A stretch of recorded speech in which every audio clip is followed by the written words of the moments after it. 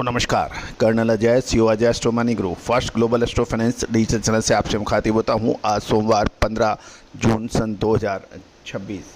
दोस्तों आज की इस एपिसोड में हम चर्चा करेंगे शांति समझौते से ठीक पहले इजराइल ने किए हमले और ईरान और अमेरिका के बीच होने वाली समझौता वार्ता टल गई या समझौते पर हस्ताक्षर होने में हो गया डिले।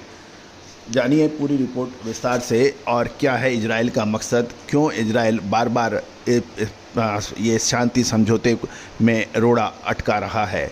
इससे पूरे विश्व शांति में असर आ रहा है और ग्लोबल इकोनॉमी पे लगातार डेंट पड़ रहा है और जिसे इजराइल समझना नहीं चाहता। इससे अमेरिकन राष्ट्रपति डोनाल्ड ट्रंप भी परेशान और उस पर भड़के हुए हैं। जानिए रिपोर्ट विस्तार से। दोस्तों इससे पहले आगे चलें, एक विनम्र अनुरोध, यदि आप हमारे चैनल पर नए हैं, पहली बार आए हैं और अभी तक सब्सक्राइब नहीं किया है तो चैनल को सब्सक्राइब कीजिएगा। चलिए दोस्तों शुरू करते हैं इस विशेष बुलेटिन की शुरुआत। इस वक्त की सबसे बड़ी अंतर्राष्ट्रीय खबर यह है कि अमेरिका और ईरान के बीच होने वाले एक ऐतिहासिक शांति समझौते में इजराइल ने एक बड़ा रोड़ा अटका दिया है। माना जा रहा था कि अमेरिकन राष्ट्रपति डोनाल्ड ट्रंप के जन्मदिवस के मौके पर इस समझौते पर मोहर लग जाएगी, लेकिन ऐन मौके पर इजराइल द्वारा एक बड़े हमले ने पूरा खेल बिगाड़ दिया। क्या इजराइल जानबूझकर इस शांति वार्ता में एक ट्रबल मेकर बन रहा है? देखिए और समझिए। दोस्तों शांति की उम्मीदों पर उस वक्त पानी फिर गया जब इजराइल ने लेबनान की राजधानी बैरूत में हिजबुल्लाह के कमांड सेंटर को निशाना बनाते हुए एक बड़ा हमला कर दिया। इस हमले ने अमेरिका और ईरान के बीच महीनों से चल रही शांति वार्ता को खतरे में डाल दिया है। इस कार्रवाई से अमेरिकन राष्ट्रपति डोनाल्ड ट्रंप बुरी तरह से भड़क गए हैं। ट्रंप ने इजराइल के इस कदम को महत्वहीन बताया और सख्त लहजे में कहा यह हमला नहीं होना चाहिए था। गौरतलब है कि इजराइल और ईरान के बीच अक्सर खुनास चलती रहती है और इजराइल नहीं चाहता कि किसी भी प्रकार से अमेरिका और ईरान के बीच शांति समझौता हो जाए। इजराइल का मानना है कि ईरान की मिलिट्री पावर, इजराइल मिसाइल कार्यक्रम, परमाणु कार्यक्रम बिल्कुल नेस्तनाबूद हो जाए। जब तक वो जड़ से नहीं मिट जाए समझौता नहीं होना चाहिए। मसाले, खुशबू और प्योर झांझ टेस्ट से भर दे हर जुबां पे स्वाद। एवरीडे मसाले, देश का स्वाद।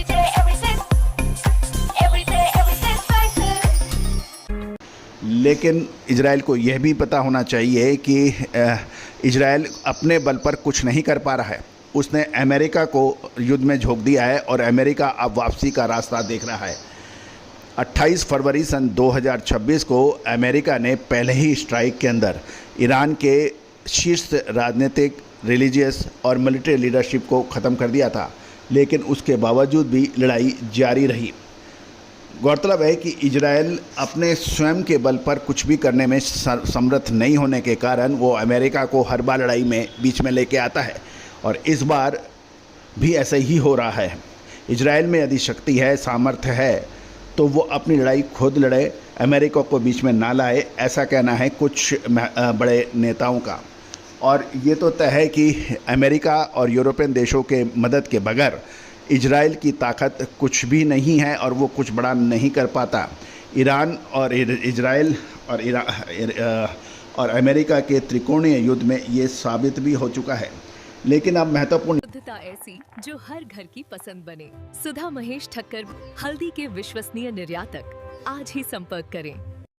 यह है कि इस आर्थिक संकट से जिससे पूरा विश्व परेशान हो रहा है, विश्व की अर्थव्यवस्था प्रभावित हो गई है, महंगाई दर बढ़ गई है, फर्टिलाइजर जैसी महत्वपूर्ण कमोडिटी के दाम आसमान छूने लगे हैं, पेट्रोल और डीजल के दाम आसमान छूने लगे हैं, पूरे ग्लोबल इकोनॉमी परेशान हो रही है। लेकिन इजराइल के अपने मंसूबे पूरे हों, इसके वजह से पूरे विश्व को ये विश्व युद्ध के कगार पर लाने में आमादा हो गया है। अमेरिकन राष्ट्रपति ने भी कई बार उनको डांटा, समझाया भी है, लेकिन वो बाज नहीं आ रहा है। दोस्तों इजरायली हमले के बाद ईरान ने अपनी कड़ी प्रतिक्रिया जाहिर की और ईरानी संसद के स्पीकर गलिफ बाब ने दो टूक शब्दों में कहा यदि प्रतिबद्धताएं पूरी नहीं की जा सकती तो बातचीत के मार्ग पर आगे बढ़ना असंभव है। वहीं कतर की मध्यस्थता के बावजूद ईरान ने ट्रंप के जन्मदिन पर इस समझौते पर हस्ताक्षर करने से साफ इनकार किया। दूसरी ओर इजरायली प्रधानमंत्री बेंजामिन नेतन्याहू ने यह स्पष्ट किया है कि उनका देश किसी भी हाल में अमेरिकी ईरान समझौते का हिस्सा नहीं बनेगा। दोस्तों, ट्रंप